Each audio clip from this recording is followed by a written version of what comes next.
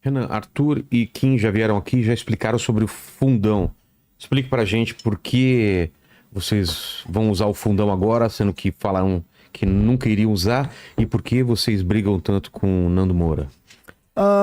O fundão, de maneira clara, a gente tinha uma posição que era equivocada sobre o uso do fundão. A gente acredita, por que equivocada? Por mais que em termos principiológicos, num país pobre como o Brasil, não faça sentido você ter tanto dinheiro destinado ao financiamento. Cara, PFEC, que é o fundo eleitoral, o fundo partidário, assim, dá bilhão, dá bilhões. É muita grana. O fundo eleitoral também dá alguns bilhões. Eu não sei estimar agora quanto tá agora com o cálculo que eles vão fazer, e eles vão fazer um reajuste novo, mas dá alguns bilhões. Não sei se dá uns 5 bilhões, mas dá bilhão. É um valor muito grande. Naturalmente, não é, quando você citou o Nando Moura, não é o maior problema do Brasil. Definitivamente, assim, o Brasil tem um orçamento de 5,8 trilhões. Trilhões. Os 5 bilhões do fundão não é sequer 1% do problema. 4,9 bi, quase os 5 que eu falei. Então, os 5 bi não dão, né, 1% do que é o orçamento brasileiro. Nossa, o problema brasileiro, se a pessoa que está tão preocupada com o Brasil, o problema brasileiro é muito maior. Muito maior do que isso. Mas isso é problemático também, porque é uma questão moral. Principiologicamente falando, a gente não alterou isso. Tanto que a gente continua votando contra. Tanto que rolou agora, assim, a coisa de 2, 3 semanas, rolou um veto do Lula sobre o aumento do fundão. E aí voltou pro Congresso. Tá? O Lula vetou aumentar o fundão. E o Kim votou pela manutenção do veto. Ou seja, o Kim votou para não ter aumento do fundão. Os deputados do bolsonarismo, e a gente pode pegar o Nando Moura e bolsonaristas, eles votaram para derrubar o veto e aumentar o fundão. Porque eles são do PL. O PL é o partido que tem o maior fundão. Então a gente sempre votou historicamente e vai continuar votando. Isto posto, a gente consegue crescer e participar de eleições de maneira competitiva sem? Não dá. Não dá. E não dá também para expandir em outros estados. Não há essa possibilidade hoje. As pessoas doam muito menos do que a gente imagina. E desde que instituíram, desde que começaram a aumentar o fundão, e o fundão começou a aumentar para valer de 2016 para cá, teve um efeito contrário, um efeito natural, em que os doadores privados começaram a falar, mas em vez de doar o dinheiro, não é mais fácil você pegar o fundão? Então, assim, os doadores privados, especialmente de movimentos políticos, movimentos sociais, da direita, eles começaram a cair, a vontade de doar diminuiu. A gente sempre foi campeão das vaquinhas. Sim, a gente sempre estava nos top 10 de vaquinhas de candidatos que levantavam dinheiro na internet. É público esses dados. Então, em 2020 a gente foi muito bem, em 2022 a gente teve vaquinha. Essas vaquinhas, levantei 300 mil reais, 200 mil reais, 100 mil reais. É muito difícil você concorrer com candidatos que vão ter 2 milhões, 3 milhões. Não dá. E assim, há uma concentração de dinheiro. E ainda tem um detalhe. O mesmo cara que também tá pegando o fundão desses políticos old school, ainda tem uma vantagem ilícita, que é o uso da corrupção e o uso da compra de votos. Então a gente tá enfrentando um cara que usa o fundo, faz compra de votos, é profundamente corrupto, numa batalha completamente desigual, e isso sendo, dentro dos partidos que tem por aí, minoritário. Esses partidos nem querem, assim, dar muito espaço pra gente, mesmo a gente tendo gente que é bem votada.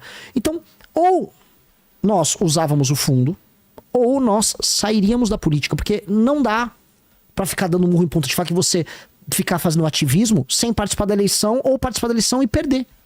Não dá pra participar da eleição e ficar perdendo o tempo todo. A gente precisa ganhar, a gente precisa mudar a realidade, e você precisa dispor de poder pra mudar a realidade. Então, quem fica falando de fundão não é quem nos apoia. Quem nos apoia, esse assunto já foi pacificado, a gente fez eventos ao redor do Brasil, a militância inteira falou, usem, ganhem as eleições. E depois cheguem lá e mexam no fundão, vamos derrubar o fundão, vamos diminuir o fundão. Como a gente sempre fez. Quem fala pra gente não ter o fundão é quem quer que a gente perca a eleição. O Nando Moura. O Nando Moura, ele é um cara que, enfim, não gosta da gente. Mas gostava. Ele gostava, mas... O que mudou? O que mudou? Porque o Nando Moura vende cursos propondo, sempre que o Brasil não vai dar certo, a saída do Brasil ao aeroporto. Ele vende cursos de pessimismo. Então fique pessimista, porque eu vou vender o lenço pra você. Então a função social do Nando Moura é vender que tudo tá uma merda, e que aí ele vai te ensinar a ganhar dinheiro pra ou ir embora do Brasil ou não depender de nada. E nós, que compartilhávamos de um público similar, um público nem Lula nem Bolsonaro, a gente falou, não, dá pra mudar o Brasil, dá pra dar certo, vamos fazer as coisas acontecer, vamos montar um partido, vamos mudar lá. E naturalmente isso representa um problema de ordem econômico-financeiro. E ele começa a ver que o público dele tá muito mais fechado com o discurso positivo, uma parte desse público, do que com o discurso catastrófico dele. Ele precisa vender que ninguém presta, que a única pessoa que presta é ele. Então, naturalmente, ele vai atacar a gente, com os argumentos infantis de sempre dele. Porque quando era o Moro a usar, isso não era problema pra ele. Na verdade, nunca foi problema. O Nando Moura, a opinião dele é uma opinião de um adolescente, e essa é a real, ele é um adolescente, um eterno adolescente, que valida, vamos dizer, a identidade dele através da negação. Então, como ele era um adolescente que tinha um problema com o pai dele, que o pai dele era de esquerda, e ele ficava arrumando briga com o pai dele, ele tinha que ficar contrariando o pai dele, então ele era o oposto do pai. Então eu vou ser muito bravo com as coisas que meu pai acha. E aí ele não cresceu, ele não estabeleceu uma identidade própria. Então a identidade dele é sempre negar o outro. Então ele já negou, aí negou o pai, aí negou esquerda, depois negou o bolsonarismo, agora ele vai negar o MBL. Aí já ele vai negar, sei lá, a si próprio, porque ele não tem mais nada a negar. Ele só tá em negação pra ele. Enfim, tudo acabou e a única coisa que você pode fazer é comprar um curso dele pra que, com tudo acabado, você se dê bem. Na boa, é bom que ele brigue com a gente, porque esse discurso é infantil. E se tiver gente conosco, no nosso projeto, que tem esse discurso infantil, tipo, tudo acabou, você não tem que estar no movimento político. A gente não é negativo. A gente acha que dá pra mudar o Brasil e não estamos aqui pra vender lenço. Então, era bom. E a gente já teve um discurso meio infantil. O nosso próprio discurso do fundo era um discurso que, no fim, nos inviabilizaria crescer. O Faustino, que eu já... Disparado, o melhor vereador de Natal. A gente elegeu o cara com essa eleição, ele é um vereador... Desculpa, fudido em Natal. Que não tem nada a ver com a política velha de compra de votos, que tá atuando bem, tá montando um projeto de poço artesiano no interior do Rio Grande do Norte, no meio do semiárido, muito parecido com o do Mr. Beast, que ele fez na África, e viabilizando a produção de agricultura lá. Eu não ia eleger... Se eu fosse procurar doação privada pra campanha do Faustino, eu não ia arrumar doador privado no Rio Grande do Norte. Os poucos empresários que tem, eles vão investir nos projetos corruptos que tem lá. Que é o natural do Brasil. Então eu não ia eleger o Sandro, que é o melhor vereador de Salvador. Eu não ia eleger ninguém. Talvez eu elegesse uma ou outra pessoa aqui em São Paulo. Na boa, construir um projeto político para eleger uma ou outra pessoa aqui em São Paulo não vale a pena. Então a gente quer chegar ao poder, e se a pessoa não gosta que a gente vai fazer o uso, como todos os outros estão fazendo, infelizmente, cara, não vota na gente. É igual eu falei, cara, você não vota na gente, ninguém tá te obrigando a votar na gente não, tá? Não vota na gente. Você já tem fundo, logo na primeira eleição, já tem direito a fundo eleitoral? Eleitoral, e será um valor muito pequeno, estimado, fazendo a conta, assim, que os partidos pequenos recebem, enquanto um PL vai receber mais de 1 bilhão, ou coisa de 1 bilhão, a gente vai receber, sei lá, 3 milhões. A estimativa. É um dinheiro minúsculo, não dá nem pra comparar com o que os adversários vão estar usando, mas a gente vai usar, vai ter que usar. E isto é recurso privado, que também será poto, que as pessoas não doam como deveria para os projetos que importam. Então, a gente vai fazer o melhor com os recursos que a gente vai ter à disposição. E a gente falou de fundão... você falou de presidente, né? O Kim também, se você for presidente e tal, mas e o Danilo Gentili nessa história aí?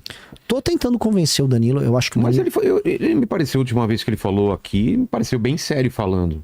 Uhum. Que se fosse mandado embora ou se não tivesse no SBT, ele iria. Então você torce para ele ser... Olha só, presta atenção na sua resposta. Você quer que ele seja candidato pela missão a presidente. Ele falou que só se for mandado embora do SBT. Então você torce para ele ser mandado embora do SBT, para ele ser o seu candidato? Falando apenas em nome do partido aqui... Em nome do interesse nacional. Sei lá, eu adoro de noite, fui no Roda Solta, mas às vezes ele pode procurar outros ares. A vida é cheia de possibilidades. Tô torcendo contra, cara, Danilo. Eu não vi o Roda Solta, quero ver, cara. Deve ter sido engraçado. Tá engraçado. É mesmo? Quem tava lá? Tinha o Elvis, tinha o... o Tony Moletom. Cara... Dileira, cara. E aí levaram ainda um cara, que é o Garçom Reaça, que é um bolsonarista. Cara, eu não sei. Você viu? E aí? Nossa, é muito engraçado. Ele fala uma coisa em cima da outra, você vai atropelando.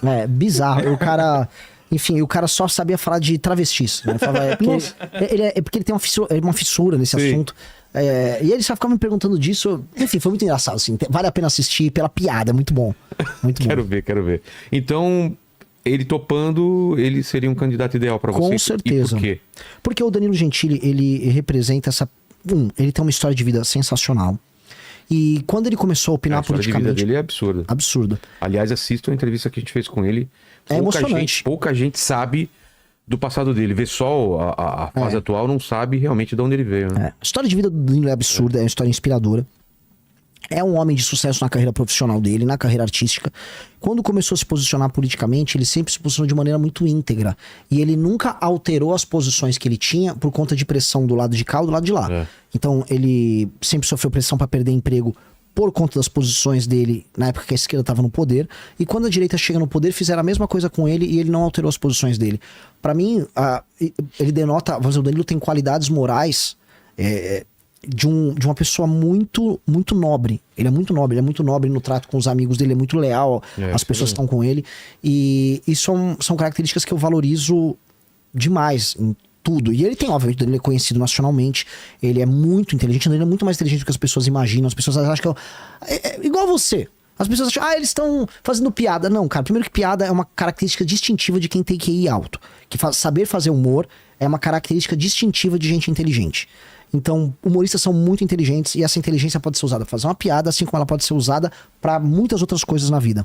E você é um cara que é um empreendedor na tua área e você é fudido na tua área. O Danilo é fudido na área dele. E não, então, assim, tem gente que tende a querer reduzir a pessoa por ser humorista e isso é apenas um erro burro. Então, o Danilo tem essas qualidades intelectuais, as qualidades morais, admiração, tamanho, e acho que ele, conosco, faria coisas muito grandes na presidência da República. Se não for ele... eu gostaria de ver um debate com ele. Imagina um debate com o Danilo Gentili, cara.